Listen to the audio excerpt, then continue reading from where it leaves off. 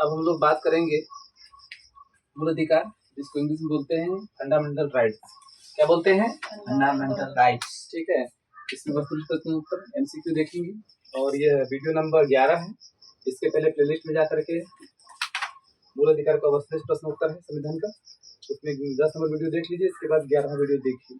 ठीक है, और इसमें जो है कुछ नए प्रश्न दिए जा रहे हैं जो कि अभी तक यहाँ तक कि यूपीएससी एग्जाम में भी नहीं पूछा गया है। ठीक है, तो यहाँ संविधान पढ़ने के बाद जो है कोई दिक्कत नहीं होगा। बता दे रहे हैं कि कुछ लोगों को बुक की जरूरत है, तो संविधान की बुक जो है देख सकते हैं, कौन सी बुक पढ़ सकते हैं। लक्ष्मीकांत की बुक जो है, ठीक है, तो जो लक्ष्मीकांत की बुक है, एम लक्ष्मीकांत, ये संविधान के विद्वान व्यक्ति हैं, एम लक्ष्मीकांत की जो किताब है, इसके साथ साथ मेरा नोट्स, या कह सकते हैं कि जो मैंने पढ़ाया है मेरा नोट्स प्लस, क्योंकि किताबें पढ़ना जरूरी है, इसके लिए लक्ष्मीकांत की बुक। ठीक है, ये लक्ष्मीकांत की पुरानी बुक मेरे पास है, नई एडिशन भी आ चुका है। ठीक है, ये किताब है, इस किताब को अगर पढ़ लेते हैं, क्योंकि किताब देखने में भले मोटी है लेकिन इसकी भाषा जो है बहुत साधारण भाषा है। ठीक है, तो मेरे नोट्स पढ़ने के अलावा लक्ष्मीकांत की बुक पढ़ लेते हैं, और इसके बाद जो है एक किताब और है, घटना चक्र, घटना चक्र पूर्वावलोकन, इसको भी जो है देख सकते हैं, ये बुक है। ठीक है, तो आप लोगों को बस जो है ज्यादा पढ़ने की जरूरत नहीं है। भारत के किसी भी कंपटीशन के लिए जिसमें ऑब्जेक्टिव क्वेश्चन देते हैं, ये बुक हो गई लक्ष्मीकांत की बुक, इसके साथ साथ ऑब्जेक्टिव वाली जो बुक हो गई ये घटना चक्र की हो गई। इन दोनों बुक को करने के अलावा जो है मेरे वीडियो से सभी क्वेश्चन कर जाएंगे, सभी थ्योरी लिख लेंगे। ठीक है, उससे बाहर क्वेश्चन नहीं बनेगा 100%। ठीक है, क्योंकि मैं कुछ ऐसा भी चीज बताऊंगा कि लक्ष्मीकांत तो दिया ही है, ठीक है, घटना चक्र में दिया भी है, और कुछ ऐसे भी मैं चीज बताऊंगा जो कि न तो लक्ष्मीकांत की बुक में दिया गया है न तो घटना चक्र की बुक में दिया गया है। ठीक है, इसका मतलब यहाँ से एक जो है मेरे नोट्स को पढ़ने के बाद, जो मैं पढ़ाया हूँ वीडियो यूट्यूब पर, जो है पढ़ने के बाद पूरे के पूरे क्वेश्चन जो है लक्ष्मीकांत, घटना चक्र और मेरे नोट से पढ़ने के बाद एक भी क्वेश्चन बाहर नहीं आएगा। ठीक है, चाहे भारत की सबसे टफेस्ट परीक्षा यूपीएससी क्यों न हो, यूपीएससी में भी एक भी क्वेश्चन जो है बाहर से नहीं आएगा ऑब्जेक्टिव क्वेश्चन में, क्योंकि ऐसे बहुत से क्वेश्चन अभी बने ही नहीं हुए संविधान में जो है। अब इसके लिए एक चीज और होता है जो कि बहुत कम लोग यूज करते हैं, जैसे लॉ के स्टूडेंट यूज करते हैं। ठीक है, तो जैसे संविधान में एक चीज और है कि जो बेयर एक्ट है, ठीक है, तो बेयर एक्ट को जो है सिर्फ लॉ के स्टूडेंट ही इसको यूज करते हैं, और बहुत कम लोग जो है इसको यूज करते हैं बेयर एक्ट को। ठीक है, अब ये देख लीजिए, ये बेयर एक्ट है, संविधान के 395 अनुच्छेदों का इसमें विवरण है। ठीक है, बहुत कम बच्चे जानते हैं, लॉयर जज ही इसको रखते हैं। ठीक है, इसके साथ भी स्टडी करने के लिए इसका भी यूज कर सकते हैं, एबीसी से बहुत कम लोग इसका यूज करते हैं, नहीं भी करेंगे तभी मैं लिखवा दूंगा, हो जाएगा। ठीक है, ये हो गया, तो ये ले भी सकते हैं, नहीं भी ले सकते हैं, कोई जरूरी नहीं है, लेकिन इन दोनों को जो है लेना जरूरी है। यहाँ से आपका तैयारी जो है कंप्लीट हो जाएगा, और यहाँ जो हम संविधान पढ़ा रहे हैं पूरा कंप्लीट संविधान पढ़ाएंगे। ठीक है, तो बात समझ गए होगी इस किताब के विषय में। अब हम लोग जो है क्वेश्चन की तरफ प्रस्थान करते हैं। क्वेश्चन जो है 45 नंबर क्वेश्चन कह रहा है कि राज्य ऐसी कोई विधि नहीं बनाएगा जो इस भाग द्वारा प्रदत्त अधिकारों को छीनती है या न्यून करती है, और इस खंड के उल्लंघन में बनाई गई प्रत्येक विधि उल्लंघन की मात्रा तक शून्य होगी। इसमें अनुच्छेद 12 दिया है, अनुच्छेद 13(1), अनुच्छेद 13(2), अनुच्छेद 16।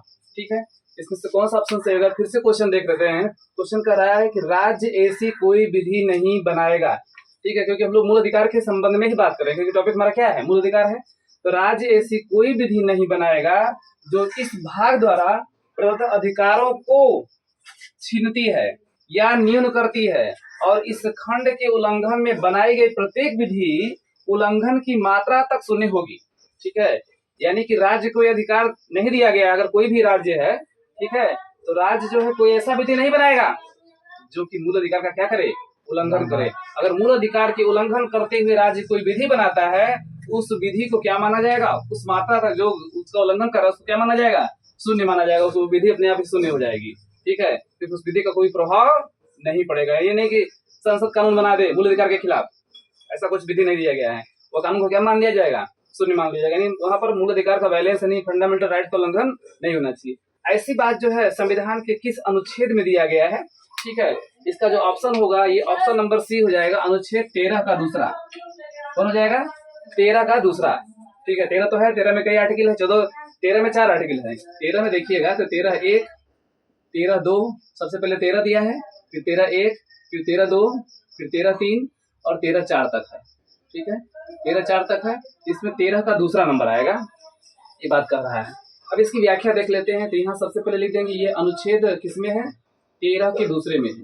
अब 13 के दूसरे का और मैंने डीप में व्याख्या कर दिया है। और क्या इसमें है कि संविधानेतर विधियों संविधान लागू होने के बाद 26 जनवरी 1950 के बाद कोई विधि का जो अंश मूल अधिकार के असंगत हो वह अंश शून्य होगा, विधि के प्रारंभ होने से लागू हो जाएगा। कहने का मतलब कि 26 जनवरी 1950 के बाद अगर कोई कानून बना दिया गया है, ठीक है ना, इन संविधान लागू होने की बात कर रहा है। संविधान लागू कब हुआ था? 26 जनवरी 1950, ठीक है। तो संविधान लागू होने के बाद अगर कोई कानून बना दिया गया जो कि मूल अधिकार से असंगत हो, मतलब मूल अधिकार क्या कर रहा हो? उल्लंघन कर रहा हो, ठीक है, तो वह अंश क्या मान लिया जाएगा? शून्य मान लिया जाएगा। और यह विधि के प्रारंभ जब कानून बनेगा तभी से लागू हो जाएगा, ठीक है। क्या समझ में आया जी? आगे चलते हैं। आगे कह रहा है इस अनुच्छेद की कोई बात अनुच्छेद 368 के अधीन किए गए इस संविधान के किसी संशोधन को लागू नहीं होगी, ठीक है। पहला ऑप्शन अनुच्छेद 12 है, दूसरा ऑप्शन अनुच्छेद 13 का चौथा है, तीसरा ऑप्शन जो है अनुच्छेद 13 का तीसरा है, चौथा ऑप्शन अनुच्छेद 13 का पहला है, ठीक है। अब इसमें जो है बात करते हैं इसका कौन सा आंसर सही होगा। तो इसके लिए सबसे पहले क्वेश्चन को एक बार और देख लेते हैं। इस अनुच्छेद की कोई बात अनुच्छेद 368 के अधीन किए गए इस संविधान के किसी संशोधन को लागू नहीं होगी, ठीक है। कहने का मतलब यह है कि अनुच्छेद जो 368 है, ठीक है, यह संविधान के संशोधन की बात करती है। क्या करती है? संशोधन की बात करती है, लेकिन इसमें संविधान संशोधन को लागू नहीं माना जाएगा, ठीक है। अनुच्छेद 368 को जो है लागू नहीं होगी। तो यह बात जो है संविधान के किस अनुच्छेद में है? तो इसका जो सही उत्तर होगा ये हो जाएगा ऑप्शन नंबर बी, अनुच्छेद 13 का 4, ठीक है। अब इसको व्याख्या के माध्यम से समझते हैं कि 13 का 4 कहता क्या है। लिखेंगे अनुच्छेद 13 का 4। 13 के 4 में बता रहा है कि संविधान संशोधन अनुच्छेद 368 को भाग 3 के संदर्भ में विधि नहीं माना जाएगा। कहने का मतलब है कि अगर कोई संविधान संशोधन होता है अनुच्छेद 368 के तहत तो उसको कानून नहीं माना जाएगा, विधि नहीं माना जाएगा, ठीक है। अगर विधि नहीं माना जाएगा जब तक कि संविधान की बेसिक संरचना मूलभूत ढांचा का प्रबंधन करे, ठीक है। अब इसके विषय हम लोग अनुच्छेद 13 जाते हैं। तो अनुच्छेद 13 क्या कहता है? अनुच्छेद 13 कहता है जो विधियां मूल अधिकार के असंगत होंगी वह शून्य होगी, ठीक है। 13वां अनुच्छेद क्या बोलता है कि जो विधि मूल अधिकार के असंगत होंगी, मतलब मूल अधिकार के विरुद्ध काम करेंगी, उस विधियों को क्या किया जाएगा? शून्य कर दिया जाएगा, ठीक है। लेकिन इसमें क्या कहा गया है? अब जो कानून बनाया जाएगा इस कानून को जो है कानून को विधि नहीं माना जाएगा। जब वो विधि नहीं माना जाएगा, ठीक है, जब विधि माना ही नहीं जाएगा तो उसके मूल अधिकार को छीना जा सकता है। जो कानून जो संशोधन जो होगा वो विधि नहीं, कानून नहीं माना जाएगा।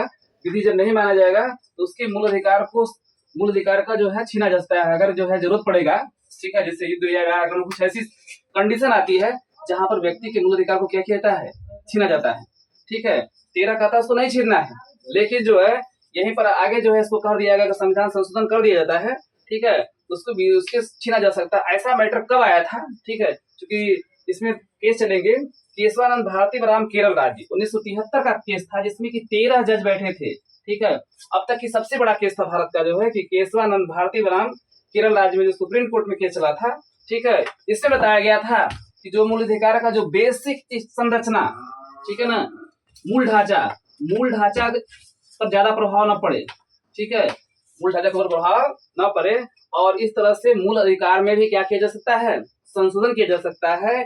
यह बात जो है 1973 के केशवानंद भारती बनाम केरल राज्य के केस में जो है सुप्रीम कोर्ट ने फैसला दिया था, ठीक है। इसमें कितने जज थे? 13 जज थे।